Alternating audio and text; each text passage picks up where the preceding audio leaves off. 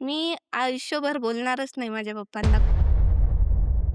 माझ्या मम्मीचं आणि पप्पाचं लव्ह मॅरेज झालेलं आहे. पप्पा कंटिन्यू राहत नव्हते आमच्यासोबत. म्हणजे मम्मीनंच आम्हाला सांभाळलेलं आहे, माझ्या दादाला, मला. ओके. गरज आहे पप्पांची, पण हं. आता नसली तरी मला काही वाटत नाही.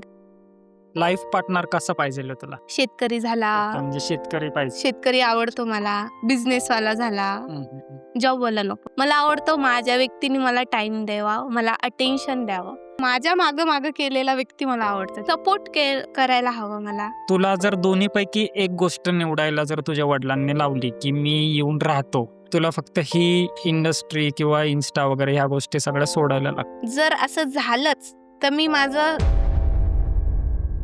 जगात प्रेम नाही म्हणता आणि जगातच प्रेम शोधायला निघता.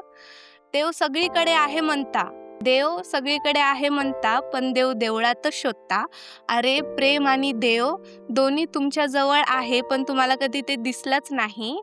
अरे प्रेम आणि देव दोन्ही तुमच्याकडे आहे, पण तुम्हाला कधी दिसलंच नाही, कारण की आई या शब्दाचा अर्थ तुम्हाला कधी कळलाच नाही.